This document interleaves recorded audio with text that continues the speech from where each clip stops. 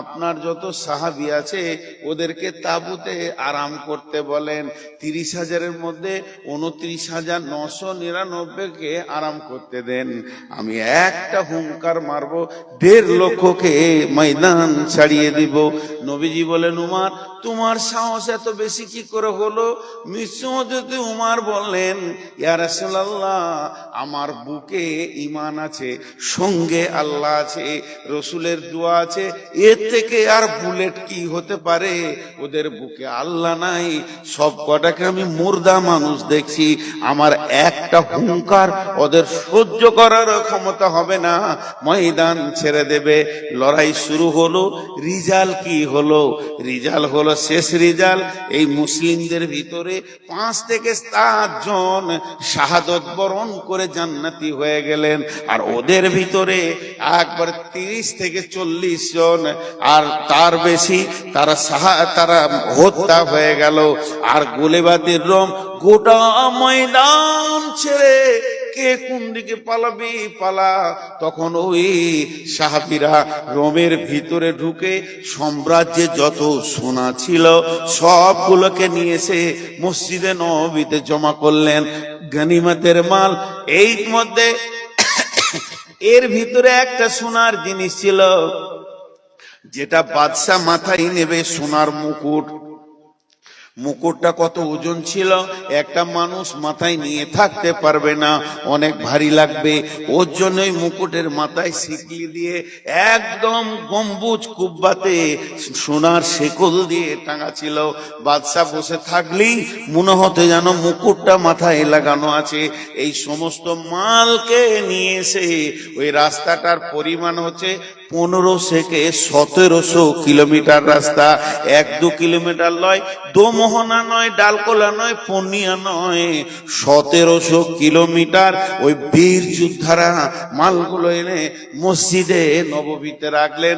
তখন সাহাবীদের অবস্থা কেমন? একবেলা খেতে পেত, একবেলা খেতে পেত না। আবার রাত্রিতে যে আলো জ্বালাবে এইরকম কোন একটা প্রদীপের ব্যবস্থা মসজিদে নববীতে ছিল না। প্রদীপ জ্বালাবে সেই পয়সাটা নাই। সেই সময় সোনা এসে হাজির হয়ে গেল।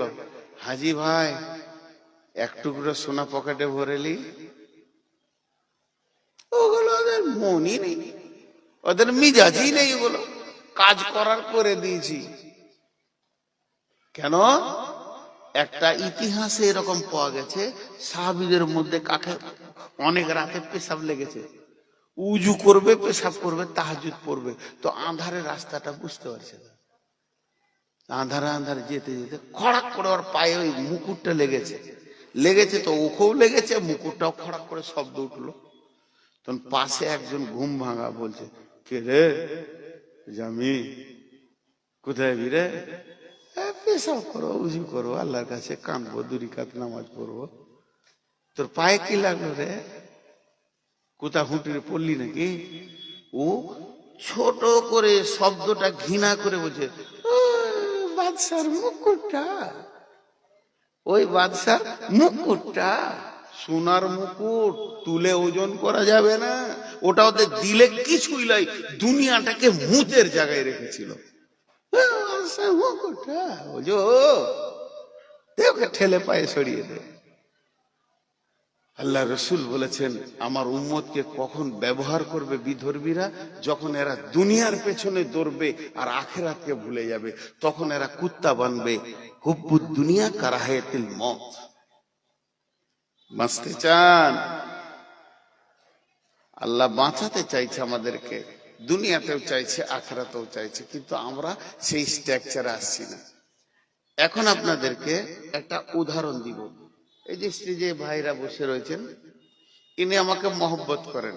উদাহরণটা খুব মন দিয়ে শুনবেন, খুব মন দিয়ে শুনবেন। তা আমাকে বলছে, নুর ভাই একটা মিষ্টি খান।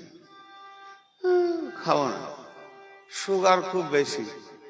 আবার বলছে না খান।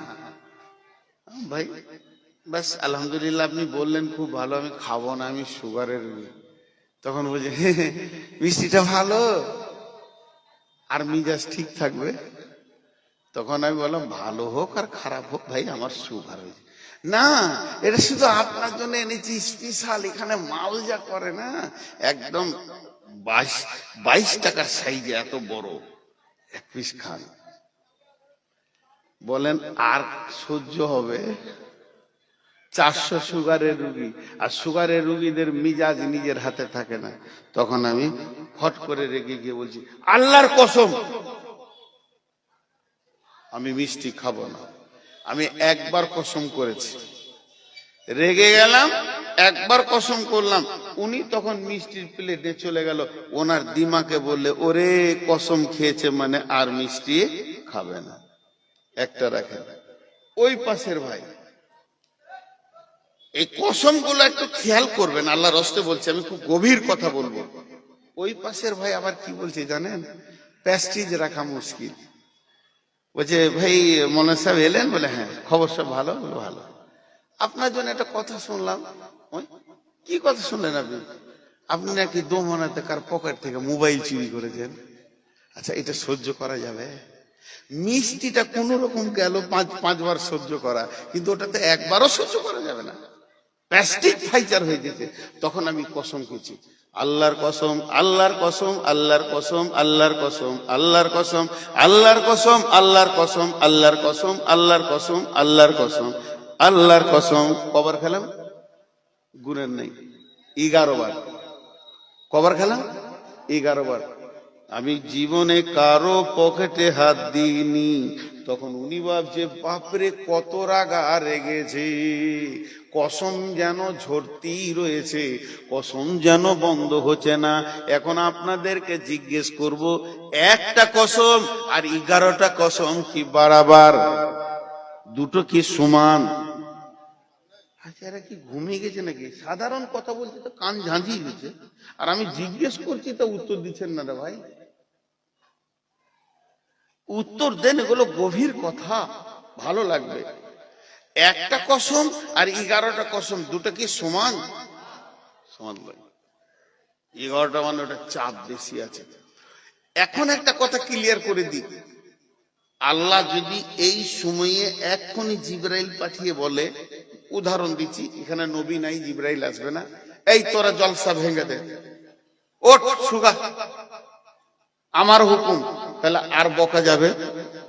আমার বকাও যাবে না, কমিটির বলতেও পারবে না যে 8-5 মিনিট চালান, সঙ্গে সঙ্গে ছেড়ে দিতে হবে।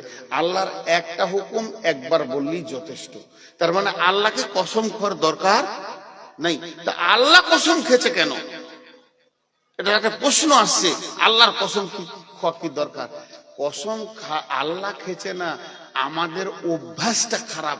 কসম না খেলে আমরা মানুষকে বিশ্বাস করতে চাই না। এই যে ওনাকে বারবার বললাম মিষ্টি খাবো না, আর যখনই কসম খেয়ে নিলাম প্লেটটা সরিয়ে নিলে, তার মানে কি মানুষের একটা ফিতরাত অভ্যাস খারাপ, যখন কেউ কসম করে কথাটা বেশি বিশ্বাস করে। চলেন, আমি 11টা কসম খেয়েছি। এই কসম গুলো কার? আল্লাহ। ধ্যান দিয়ে শুনেন, এই কসম কে খেয়েছে? আল্লাহ, স্বয়ং আল্লাহ, সুপ্রিম পাওয়ার যার আছে সে কসম খেয়েছে। যে ভাষাটা কি বলছে, 11টা কসম মানে এত বড় কসম, আর কথাটা এইটুকুন 1 ইঞ্চি, 1 ইঞ্চি কথা বলবে, এত বড় কসম খেলো। শুনেন জি ভাই,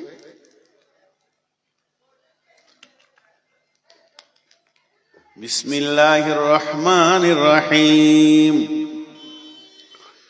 والشمس وضحاها والقمر إذا تلاها والنهار إذا دلاها والليل إذا يغشاها والسماء وما بناها والأرض وما طحاها ونفس وما سواها فألهمها فجورها وتقواها।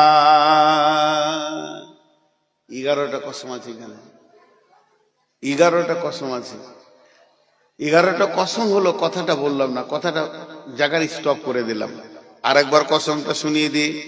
والشمس وضحاها والقمر إذا تلاها والنهار إذا دلاها والليل إذا يغشاها والسماء وما بناها والأرض وما طحاها ونفس وما سواها فألهمها فجورها وتقواها 11টা কসম যখন খাওয়া হয়ে গেল, কসমগুলো যখন কমপ্লিট হলো, আল্লাহ ছোট ছোট দুটি কথা বলছেন যা হাফ ইঞ্চি করে 1 ইঞ্চি লম্বা।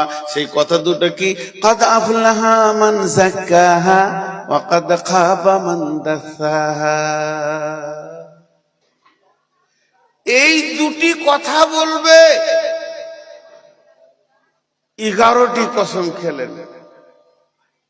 ভাই নূর মোহাম্মদ হাতে পায়ে ধরেছে অনেক কারণের জন্য, আল্লাহর হস্তে দিয়ে সবাইকে বলছি ধৈর্য ধরে শুনেন কামিয়াবির রাস্তা কাকে বলে।